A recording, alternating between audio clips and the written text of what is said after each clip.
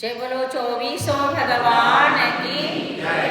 जय बोलो अनंतानंत सिद्ध परमेष्टि भगवान की जय। जय बोलो चारित्र चक्रवर्ती आचार्य शांति सार मुनि महाराज की जय। जय बोलो आचार्य विद्यानंद मुनि महाराज की जय।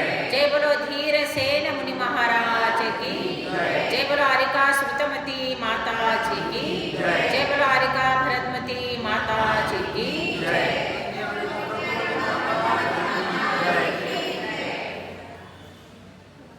ओम सहाय चिन्नं पनमामि सया अमलो विरजो वरकपतरु सचकामदुहा मम रक्षसया पुरो विजुनोहि पुरो विजुनोहि।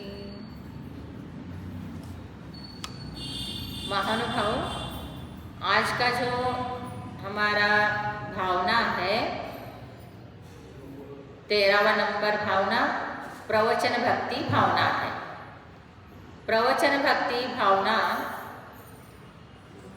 क्या चीज है? जैसा श्रुतस बहुश्रुत भावना में आपने सुना, द्वादशांग वाणी को सुना था, तो जैसा द्वादशांग वाणी को सुना था वैसे ही ये भी प्रवचन भक्ति में जो पठन पाठन करते हैं, जो ज्ञान उपासना करते हैं और जो शास्त्र का ज्ञान से कैसे उनको अनेक विषयों का ज्ञान होने से फिर आगे चलकर वो स्वयं केवल ज्ञानी बन जाता है। इसलिए आचार्य ने कहा है, गुरुभद्र आचार्य ने, कि ये जो श्रुतस्कंद है, विधान भी करते हैं श्रुतस्कंद का अपने वो बनाते हैं पीतल में, कोई चांदी में बनाता है, कोई पीतल में बनाता है। तो जिस दिन मैंने वो 11 अंग 14 पूर्व आदि बताया था, वो सारे एक स्कंद रूपी वृक्ष और उस वृक्ष के शाखाएं, उसके पत्ते, उसके फूल, उसके फल, ये सब है समझ के अपना कल्पना करना। और कहा आचार्य ने, ऐसे श्रुतस्कंद रूपी बगीचा में अपने मन रूपी मरकट को छोड़ो, उसमें फिर वो एकाग्र होगा। जैसा समय सार जैसा ग्रंथ में भी अमृतचंद्र आचार्य के द्वारा लिखित कलश में भी यही बताया है, अपने मन रूपी मरकट को यदि अपने को एकाग्र करना है तो श्रुतस्कंद रूपी बगीचा में, पेड़ में छोड़ो उसको। उसमें सब कुछ है, जो अपने अनेकांतमय वाणी है, साधुवादमय वाणी है, अनेकांतमय जो विचारधारा है, अहिंसादी तत्व है, ये सब चीज़ उसमें है, तो उसमें आनंद लो। तो इसलिए महानुभाव, ये जो हमारे ध्यान अध्ययन करने वाले को साधु परमिष्टि और पठन पाठन करने को उपाध्याय परमिष्टि, पंचाचार पालन करने को आचार परमिष्टि कहा जाता है।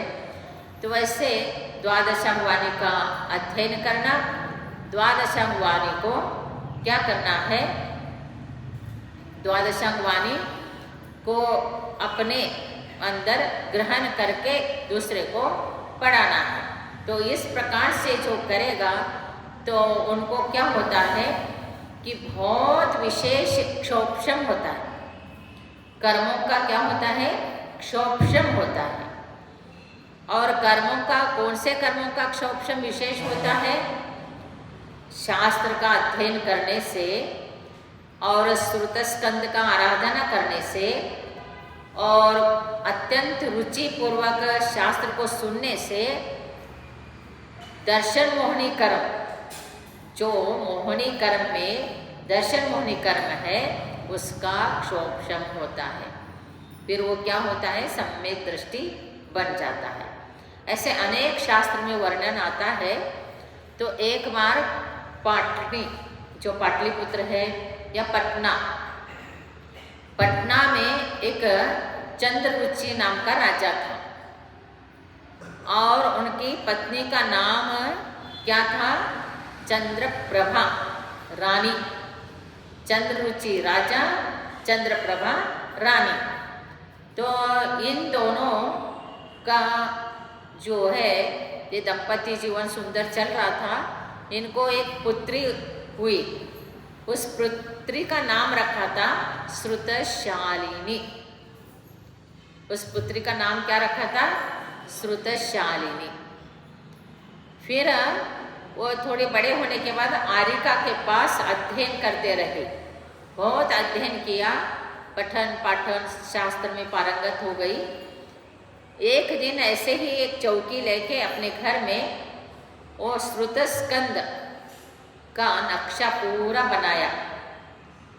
फिर उनके माता पिता को बहुत आश्चर्य हुआ, इसको इतना ज्ञान कहाँ से आ गया।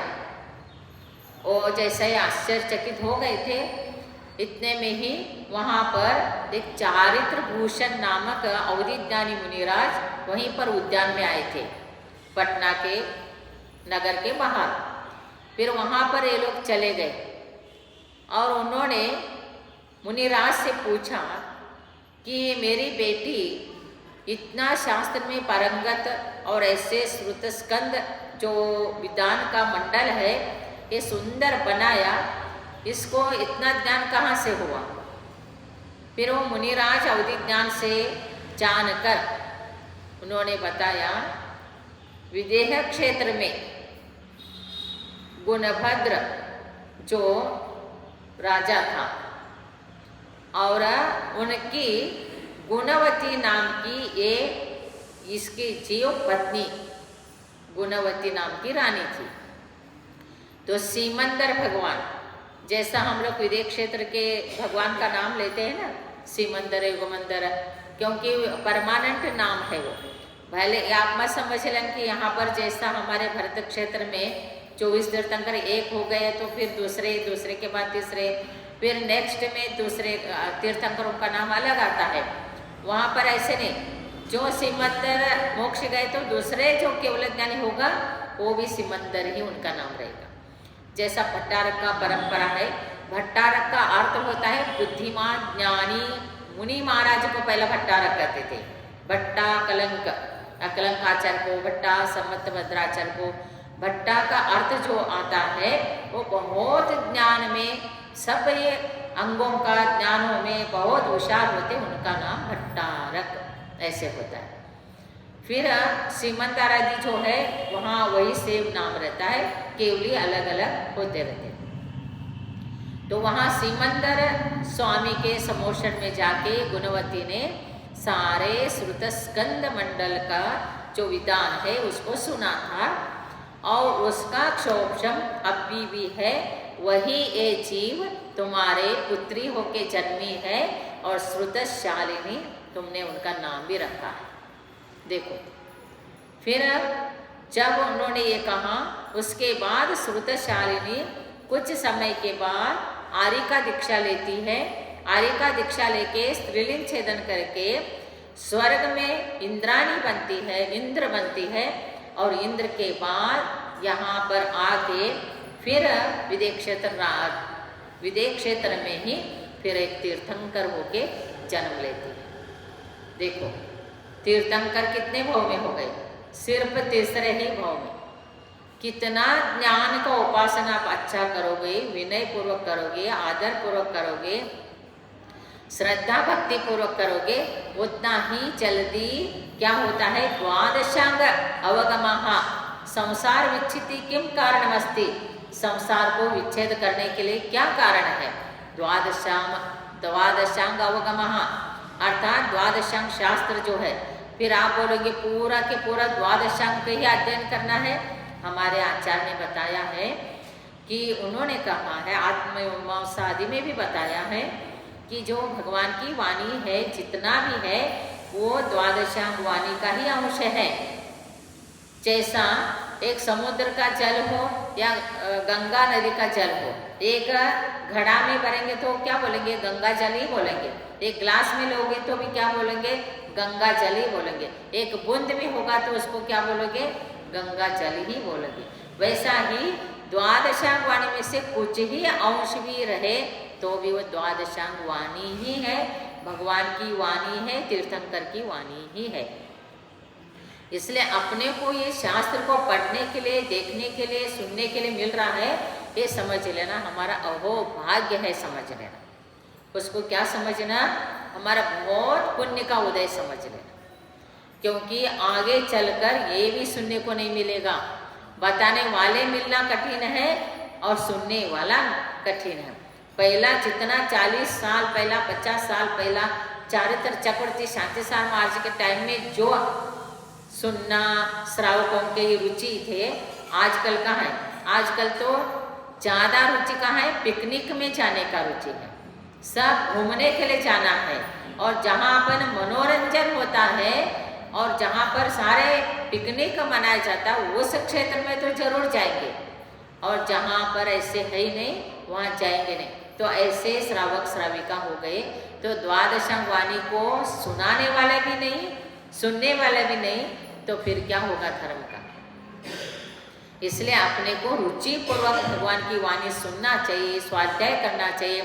आप लोग सभी पूजा पाठ विधान आदि करते हैं अच्छी तरह से, तो जैसा ये करते हैं वैसा स्वाध्याय करने का भी रुचि होना चाहिए। उपवास करते हैं, व्रत करते हैं और नेम से मंदिर आते हैं। जैसा नेम से कोई भक्तामृत पढ़ता है, सहस्रनाम पढ़ता है, तत्वार सूत्र पढ़ता है, पढ़ो, पढ़ने के लिए मना ले, लेकिन इसका अर्थ भी समझ के लो। फिर जो बड़े बड़े ग्रंथ छपा हुआ है, ऐसे महान महान ग्रंथ, एक बार क्या हुआ, जो अहि छत्र, अहि क्षेत्र बोलते हैं इसको आजकल, अहि का अर्थ है सांप, छत्र का अर्थ है पार्श्वनाथ भगवान के ऊपर जो सांप ने छत्र जैसा फना लगाया था। फिर वो फना के ऊपर मुनि को उन्होंने ऊंचा उठाया था कि जिससे पानी बाढ़ में वो मुनि को कुछ न हो, इसलिए उसका अहि छत्र नाम है। फिर उस अहि छत्र का राजा, उस नगर का राजा अवनीपाल, उस राजा का नाम क्या? अवनीपाल। तो वो बहुत धार्मिक था, सब साधु और विद्वान जो है उनके राजसभा में आते, डिस्कशन करते। पहला सभी लोग, राजा लोग और जितने भी सेठ लोग थे, सब विद्वानों को लाके चर्चा रखते थे और बड़े बड़े विद्वानों को बुला लेते थे। यहीं पर इंदौर के सर सेठ हुकुमचंद, आपने वो कांच मंदिर और उनका सोने का मंदिर आदि देखा होगा, तो वो सारे विद्वानों को बुला के, आज भी वो मंदिर के पीछे गद्दा है रखा, वो बैठ के सारे विद्वानों को बुला के चर्चा करते थे, स्वाध्याय करते थे। इतना बड़े व्यापारी भी थे उस टाइम में लंदन में कॉटन प्रिंस करके उनका बोर्ड लगा हुआ है, आज भी है उनका, इतना रिच। गवर्नमेंट भी उसको कहते थे कि तुम रेट कम करो, बहुत महंगाई बढ़ रहा है। तो कहने का तात्पर्य, ऐसे सेठ निरंतर अध्ययन करते थे। फिर लास्ट में सारे सोने का भवन भी है उनका, जो इंद्र भवन है आदि आदि, उनका बहुत सुंदर सुंदर नाम वाला कल्याण भवन, इंद्र भवन, इतने सारे वैभव को छोड़ के दीक्षा लिया और निरंतर स्वाध्याय करते रहे। ऐसे हम तो चतुर्मास करके आए हैं, 2007 का चतुर्मास वहीं पर हमारा हुआ था। तो कहने का तात्पर्य, ऐसे स्वाध्याय का रुचि रखने वाले राजा भी विद्वानों को ला के चर्चा करते थे। फिर वहाँ पर 500 विद्वान थे, वो ब्राह्मण थे, लेकिन वो जैन धर्म को इतना वो नहीं करते थे। फिर भी राजा से अनुकूल चलते थे। राजा जब भी सभा में बुला लेते, वो सारे जाते थे। उसमें लीडर, मुख्य प्रमुख जो था, पात्र केसरी उसका नाम क्या था? पात्र केसरी। फिर वो सभी का मुख्य प्रमुख था। एक बार उनके वो जो 500 थे विद्वान, उसमें क्या था, एक वीक पॉइंट था, और वो क्या था, उसको घमंड बहुत था। बहुत से लोगों को होता है ना, मेरे पास पैसा इतना है करके घमंड करते, किसी को कुछ नहीं समझते, अपने को कहाँ बैठना क्या नहीं करना ये नहीं समझते, अपने मन मर्जी करते। ऐसे ही होते हैं लोग, अज्ञानी लोग। वैसे ही वो भी बहुत ज्ञान होने से क्या मतलब है, घमंड था उसको। फिर उसके बाद इतना एक ही बस उनके अंदर क्या था कि वो जब भी राजा के दरबार में जाते थे और आते जाते पार्श्वनाथ भगवान का जो मंदिर, अपने आई क्षेत्र मंदिर, वहाँ पर दर्शन करने जाते थे। सभी लोग दर्शन करके ही जाते थे। फिर वहाँ पर एक दिन क्या हुआ, वहाँ पर मुनिराज चारित्र भूषण नाम के वहाँ पर एक मुनिराज वहाँ पर देवागम स्तोत्र बोल रहे थे। पार्श्वनाथ भगवान के सामने बैठ के देवागम स्तोत्र बोल रहे थे। और वो देवागम स्तोत्र बहुत सुंदर लय में बोल रहे थे। ये सभी दर्शन के लिए गए थे, उन्होंने सुना, सुन के उनको बहुत अच्छा लगा देवागम स्तोत्र। जैसे अच्छा लगा तो पूरा सुना, और उसके बाद पूरा होने के बाद वो महाराज जी से पूछता है, वो पात्र केसरी, आप इसका अर्थ बताएंगे? उन्होंने बोला, नहीं, मैं तो सिर्फ देवागम स्तोत्र बोलता हूँ और मेरे को अपने आप में वो इसकी भक्ति करता हूँ, अर्थ नहीं बताऊँगा बोले। फिर उन्होंने कहा, ठीक है, आप एक और करेंगे, विनती करता हूँ मैं, और एक बार उसको पढ़िए। फिर देवागम स्तोत्र को और एक बार पढ़ने के लिए कहा। देवागम स्तोत्र महान स्तोत्र है ये, और ये समंतभद्र आचार्य के द्वारा देवागम स्तोत्र, फिर आत्ममीमांसा, युक्त्यानुशासन, अष्ट सहस्री आदि लिखा हुआ महान ग्रंथ है। देवागम स्तोत्र के ऊपर अष्ट सहस्री लिखा है। अष्ट सहस्री को आचार्य ने कष्ट सहस्री कहा है, इतना कठिन ग्रंथ है। फिर वो देवागम स्तोत्र हो, अष्ट सहस्री हो, ये सारे शास्त्र द्वादशम वाणी का अर्थ बताने वाले शास्त्र है, तत्वों का बताने वाले हैं। और न्यायिक, वैशेषिक, सांख्य, चारवाक आदि षट दर्शन जो होता है, अपने चैन दर्शन, उसमें एक दर्शन, फिर 5 दर्शन जो एकांतवादी है, एकांत कथन करते, कोई पर्याय को ही मानता है, कोई द्रव्य को ही मानता है, कोई ज्ञान को मानता ही नहीं, फिर आत्मा अलग है, ज्ञान अलग है मानते हैं। ऐसे ऐसे मिथ्या मत वाले जो दर्शन है, उनका सब खंडन करता है देवागम स्तोत्र। फिर वो सब पढ़ने के बाद दूसरी बार जब पढ़ने के लिए कहा तो पूरा याद हो गया, उसको भी बहुत याद होता था, ज्ञान क्षोभम अच्छा था। फिर याद हो गए, घर में गया और घर में जाकर देवागम स्तोत्र का क्या करते हैं, वो अर्थ निकालते हैं, सारे अर्थ, क्योंकि संस्कृत प्राकृत सब आता था, तो अर्थ जब उसका निकालते गए, स्तोत्र पढ़े, अर्थ समझते गए, तब वो बोलने लगा, क्या जैन धर्म महान धर्म है, श्रेष्ठ धर्म है, क्या तत्व का विश्लेषण किया है, पदार्थों का विश्लेषण किया है, द्रव्य गुण पर्याय का विश्लेषण है, और इससे अनेकांत धर्म, शाद्वाद धर्म सब उसको समझ में आ गया, तो आनंदित हो गया। तब भी वो कहने लगा सब शिष्यों को, जैन धर्म जैसा धर्म ही कोई नहीं है। जैन धर्म में जो तत्व बताया वही सच्चा तत्व है, दूसरे कोई तत्व, दूसरे कोई धर्म है ही नहीं। वो खुद कहने लग गया। फिर इतना कहता रहा, फिर उनको एक चीज नहीं समझ में आ गया, उसमें अनुमान ज्ञान बताया था, अनुमान प्रमाण, जैसा प्रत्यक्ष प्रमाण, अनुमान प्रमाण, ऐसे परोक्ष प्रमाण, युक्ति से ये सब सिद्ध करना होता है तत्वों को। तो उन्होंने बोला सारी बातें तो ठीक है, लेकिन अनुमान प्रमाण जो बताए हैं ये क्या चीज़ होता है, उसका चिंता करते हुए वो बैठ गया। जैसे ही चिंता करते हुए बैठ गया, बहुत चिंता तो होने से पद्मावती का आसन कंपायमान हो गया, उनको जानने का जिज्ञासा हो गया था।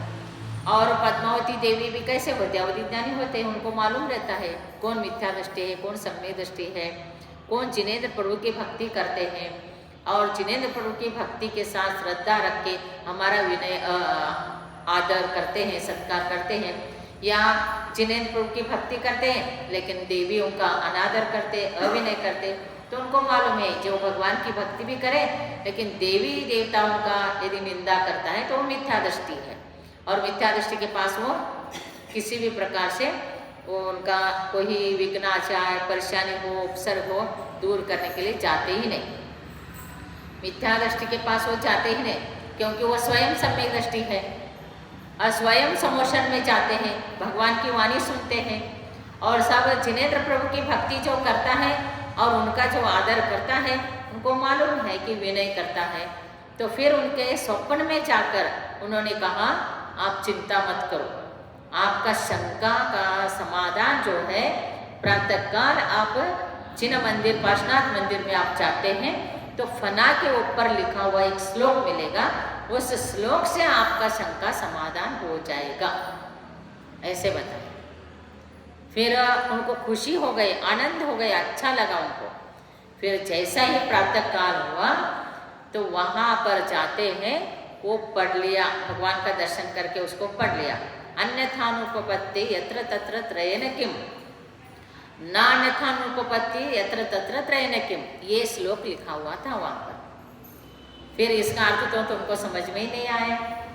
तो उसमें क्या था, त्रय मीन्स पक्ष विपक्ष सपक्ष, ऐसे 3 पक्ष होता है कोई भी चीज़ को सिद्ध करने के लिए। फिर हमारे आचार्य ने बताया कि तुम्हारे पास अनुमान ज्ञान को समझाने के लिए वो श्लोक दिया।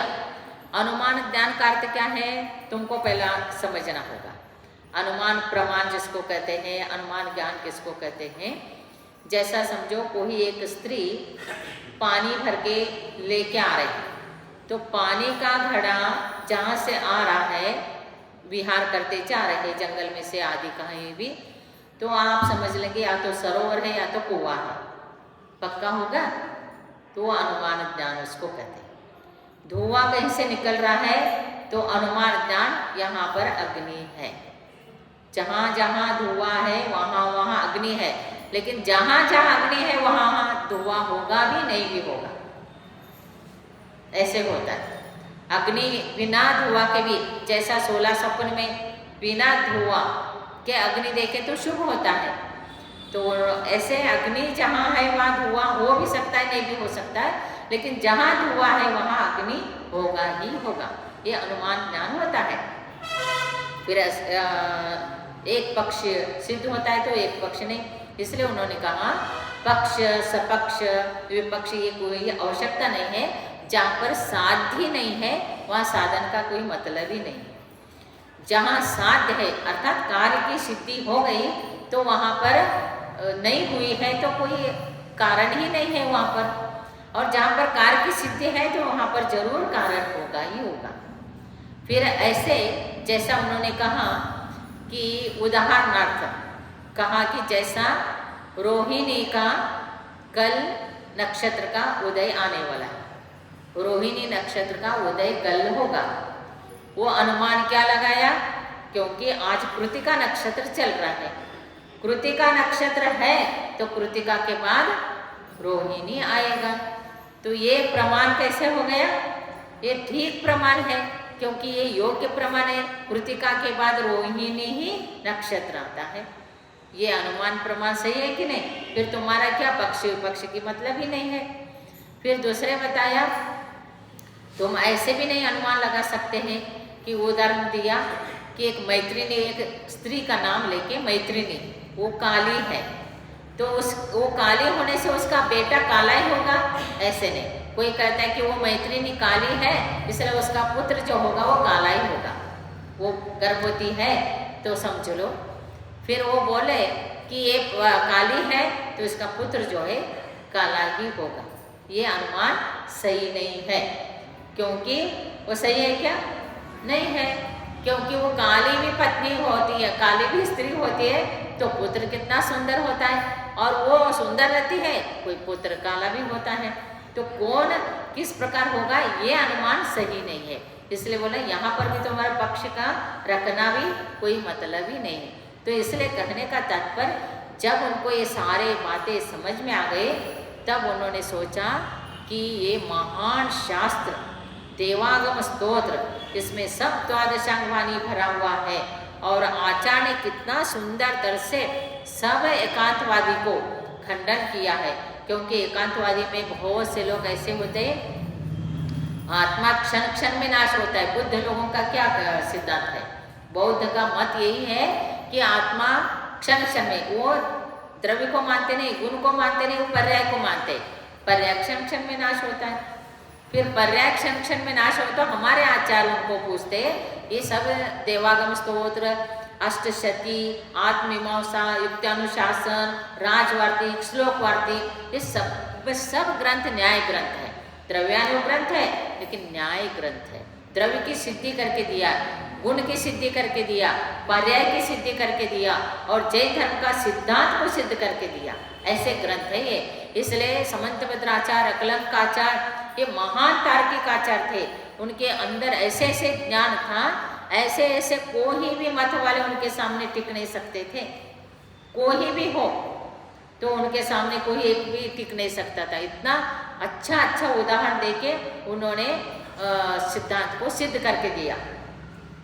फिर ऐसे जब अनेकांतमय साधुवादमय ये शास्त्र का रचना उन्होंने देखा तो वो पूरा के पूरा सम्यक दृष्टि बन गया।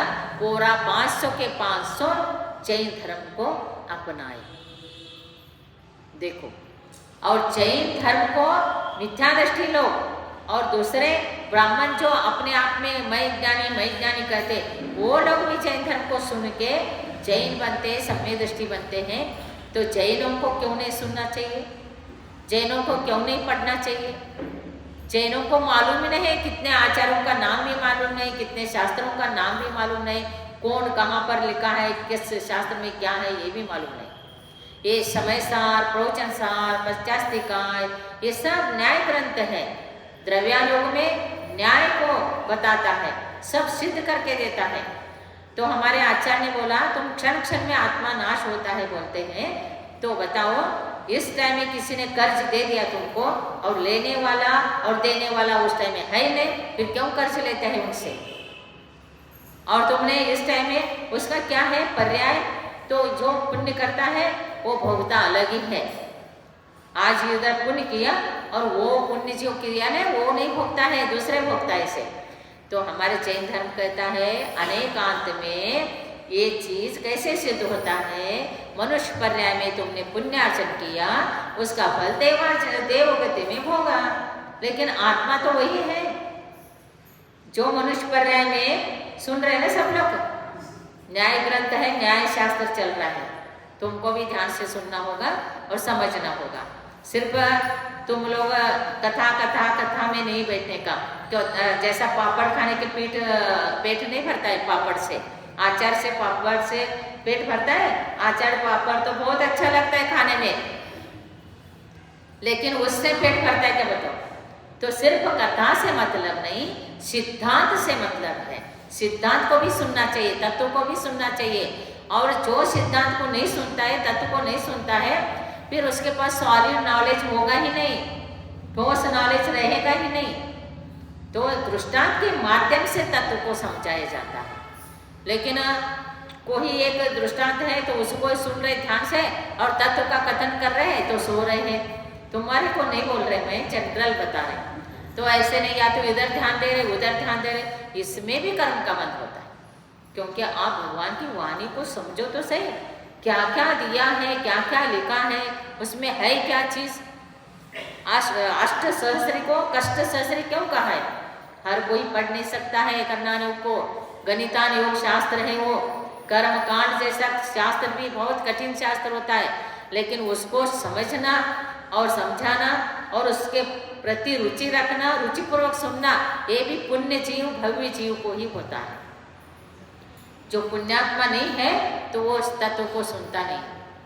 तो उन्होंने कहा कि तुम पर्याय को लेके बैठेंगे, पर्याय को आत्मा कहेंगे तो गलत हो गया। पर्याय क्षण क्षण में बदलता है।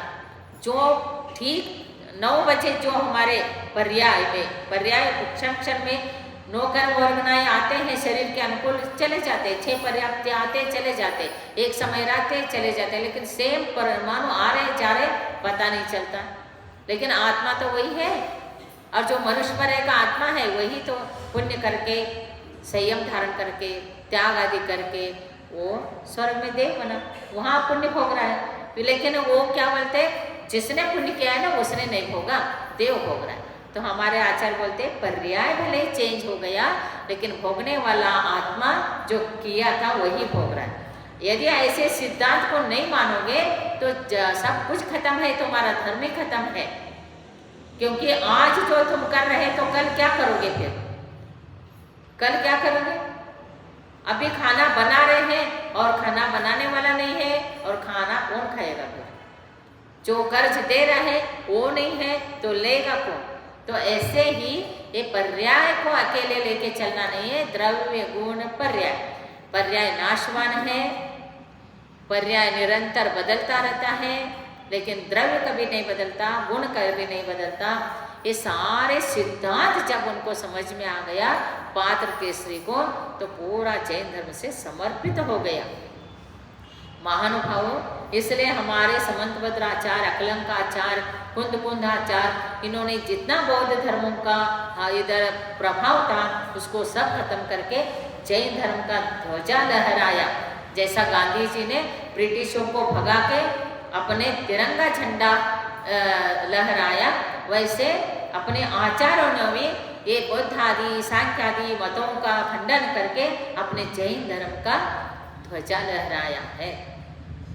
और जिनको इसके प्रति आदर होगा, श्रद्धा होगी, भक्ति होगी, तो वही जैन धर्म को अच्छी तरह से समझ सकता है। ऊपरी धर्म करने से कुछ नहीं होता।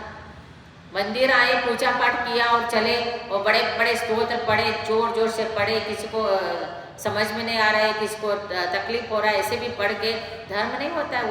वो धर्म है ही नहीं, क्योंकि देव गुरु शास्त्र के प्रति विनय नहीं, आदर नहीं, तो धर्म नहीं। और जिनके प्रति श्रद्धा नहीं है, भक्ति नहीं है, वो भी धर्म नहीं है।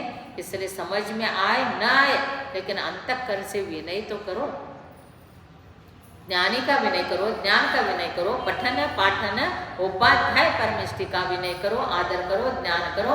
इसका नाम है प्रवचन भक्ति। इसका नाम क्या है? प्रवचन भक्ति। सिर्फ प्रवचन भक्ति बोला, षोडश कारण बोला, कुछ नहीं होता। उसके साथ साथ ज्ञान भी होना चाहिए। इतना नहीं है तो इतना तो हो, और ज़्यादा ज्ञान नहीं हो तो विनय तो हो। विनय से भी कितना फर्क पड़ता है, श्रद्धा से कितना फर्क पड़ता है, भक्ति से कितना फर्क पड़ता है। तो ये तो कर सकते हैं आप लोग। तो इस प्रकार से प्रभु की भक्ति और भगवान की वाणी की भक्ति इसलिए कहा है, जो केवली पन्नतो धम्मो मंगलम, केवली के द्वारा बताया हुआ धर्म मंगल है। इसलिए ऐसे मंगलमय धर्म को आपने सुना, प्रवचन भक्ति क्या है सुना, और इसी प्रकार आप श्रद्धा भक्ति करके आगे का कल का भक्ति, कल का जो भावना है कल सुनेंगे। जय बोलो 2400 भगवान की जय। नमो अरिहंतानम, नमो सिद्धानम, नमो ऐर्यानम, नमो वच्छायाणम, नमो लोवे सौवसाहुनम।